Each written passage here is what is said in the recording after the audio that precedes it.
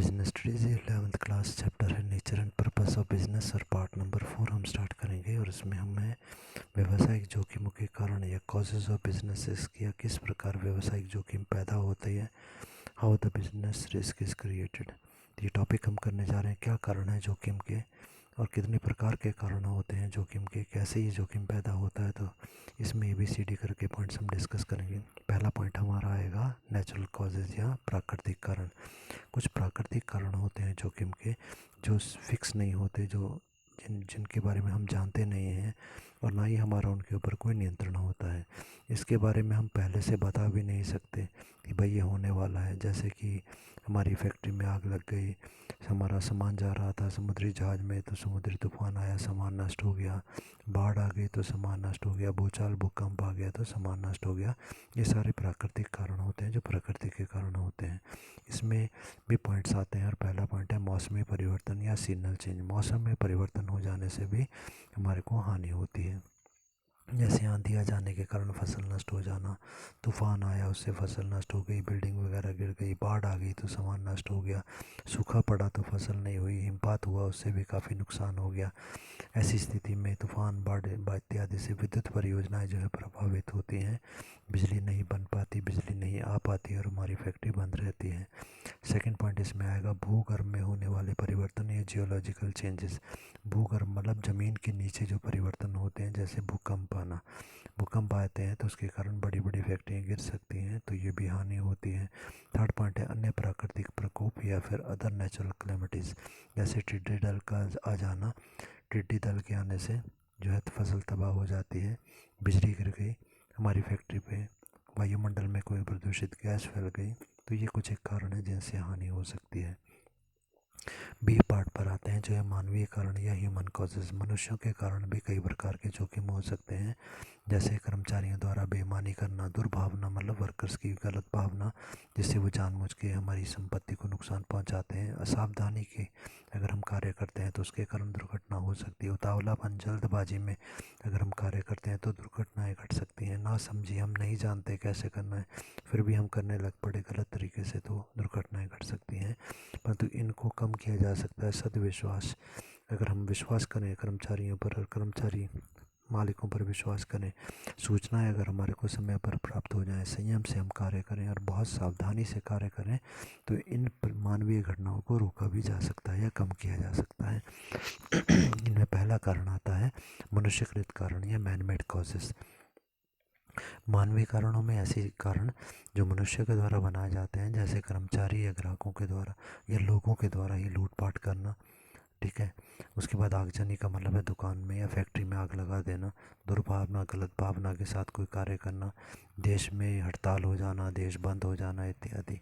Second point आता है कर्मचारी और ग्राहकों की बेईमानी, dishonesty of employees and the customer. यदि हमारे ग्राहक या हमारे कर्मचारी कैश या रोकड़, कैश में पैसों में कुछ हेरा फेरी करते हैं, माल की चोरी करते हैं, माल तैयार सामान जो हमारी दुकान में पड़ा है उसकी चोरी करते हैं, हेरा फेरी करते हैं। यदि ग्राहक हमारे जो है हमसे सामान खरीदते हैं उधार और फिर पैसा देने से इनकार कर देते हैं या किसी कारण से वो पैसा देने में असमर्थ हो जाते हैं।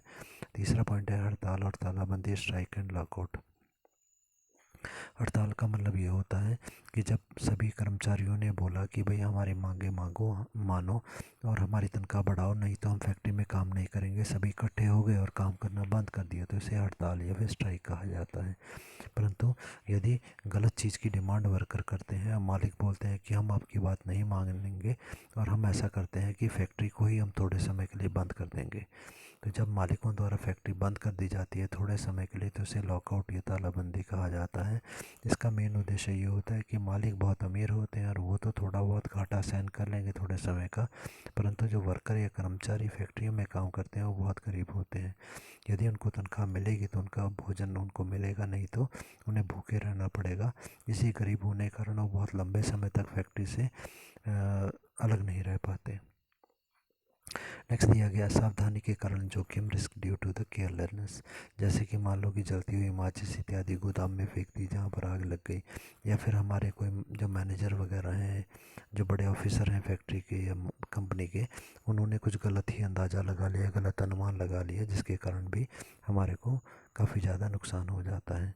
सी पार्ट या दूसरे कारण क्या है, आर्थिक कारण या इकोनॉमिक कॉजेज़। ये ऐसे कारण होते हैं जो बाज़ार में होने वाले परिवर्तनों के कारण होते हैं, जैसे समय संबंधी जोखिम या टाइम रिस्क। समय संबंधी जोखिम का मतलब ये हुआ कि एक समय विशेष में वस्तु की डिमांड बढ़नी है परंतु नहीं बढ़ी, ठीक है। तो जब नहीं बढ़ी, हमने अंदाज़ा लगाया था, उसके हिसाब से हमने सामान तैयार करके रखा हुआ था, बिक्री नहीं हुई तो हमारे को काफ़ी नुकसान हुआ। सेकंड पॉइंट है मांग में परिवर्तन, चेंज इन डिमांड, ठीक है। मांग में परिवर्तन हो जाना, हमने सोचा था भाई इसकी डिमांड बहुत ज़्यादा होगी, ग्राहक बहुत ज़्यादा सामान खरीदेंगे, परंतु ग्राहकों ने नहीं खरीदा, मांग का एकदम से कम हो जाना। जैसे कि एग्ज़ाम्पल के लिए हमारी बुक्स जो थी, जो हम किताबें खरीदते हैं, वो अलग अलग प्रिंटिंग प्रेस वाले या पब्लिशर जो होते हैं वो छापते हैं, तो अंदाज़ा लगाते हैं कि इस साल करीब करीब मान लो कि 10 लाख किताबें जो है पूरे देश में बिक जाएंगी या 20 लाख किताबें बिक जाएंगी। तो उन्होंने 20 लाख 30 लाख किताबें छाप दी। उसके बाद में मालूम चला कि एकदम से सिलेबस बदल गया, तब क्या होगा, जितनी किताबें छापी हुई थी वो सब की सब बेकार हो गई। ऐसे हम बोलते हैं फैशन बदल गया।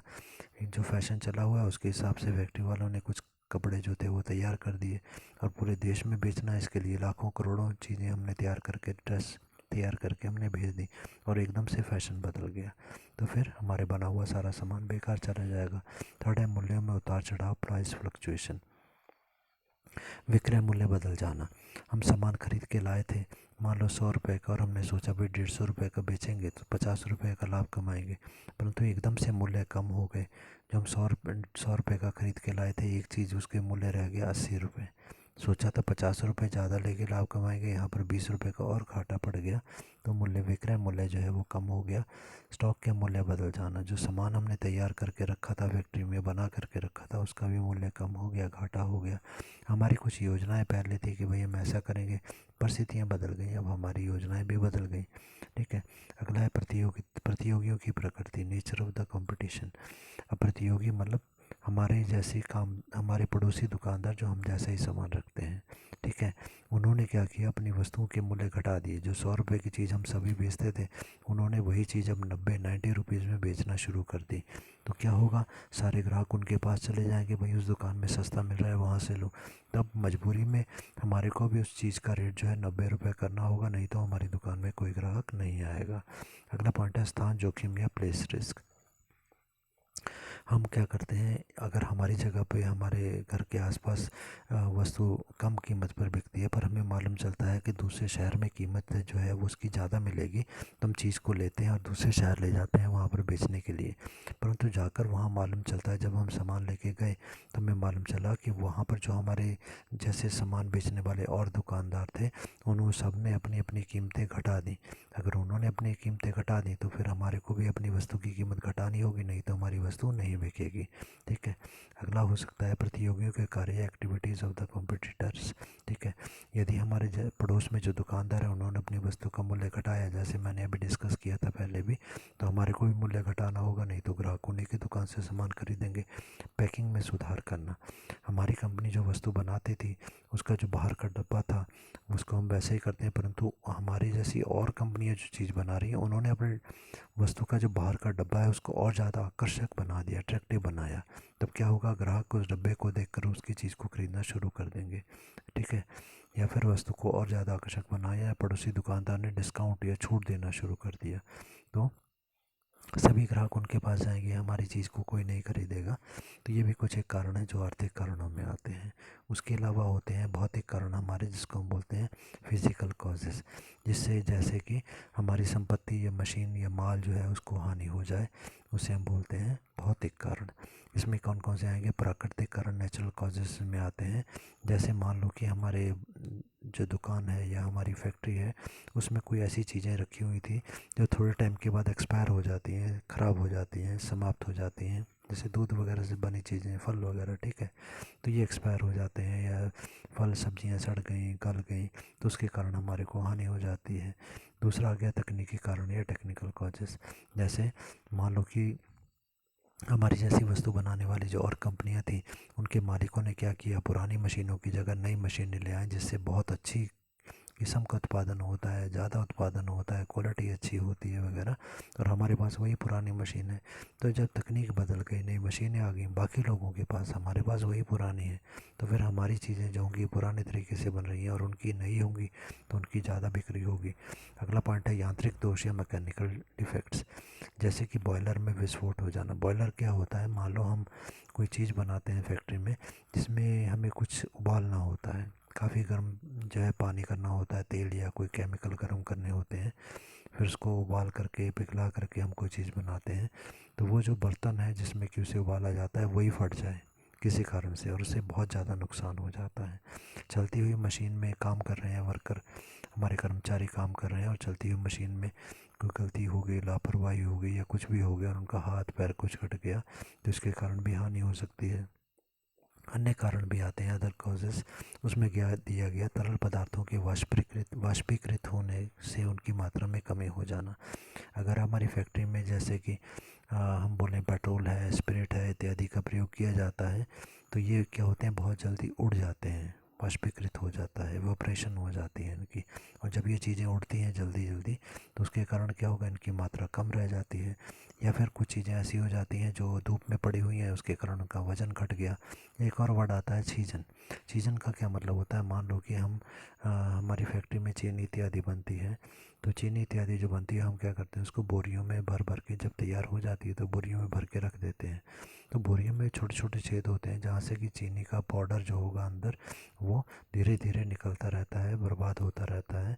तो इसे छीजन कहा जाता है। मतलब अगर मान लो कि एक बोरी में 50 किलो है, तो और अगर थोड़ा थोड़ा सा उसके छेदों में से निकलता रहा तो आखिरी में लास्ट दुकानदार की दुकान तक जब वो पहुंचेगा तो उसमें से अगर 2 किलो भी कम हो गया तो 50 kg की जगह केवल 48 kg ही मिलेगा, तो 2 किलो का नुकसान हो जाता है।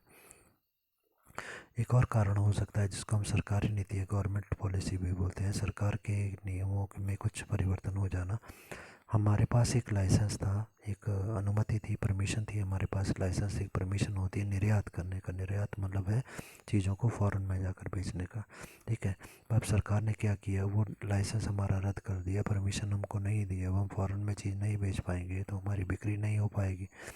अगर मान लो कि विदेशी कोई देश है जहाँ पर हमारा सामान बहुत ज़्यादा बिकता था, उस देश ने अब हमारे देश से सामान मंगवाना ही बंद कर दिया, तो भी हमारी बिक्री नहीं होगी। या सरकार की जो नीति है, नियम है हमारी कंपनी की वस्तु के बारे में वो बदल गया, तो भी हमारी बिक्री नहीं हो पाएगी। एफ कारण हम देखेंगे विविध कारण। अन्य कारण क्या हो सकते हैं, यदि हमारी कंपनी के जो मैनेजर हैं, ऑफिसर हैं, वो अकुशल हैं, एक्सपर्ट नहीं है, उनको नहीं पता कैसे काम करना है, तो भी हमारे को हानि हो सकती है। इसके बाद नेक्स्ट टॉपिक पर चलते हैं, जो है व्यवसाय में लाभ की भूमिका या role of profit in business. भाई एक व्यापार जो होता है उसमें लाभ जो होता है उसके क्या रोल होता है, क्या महत्व होता है।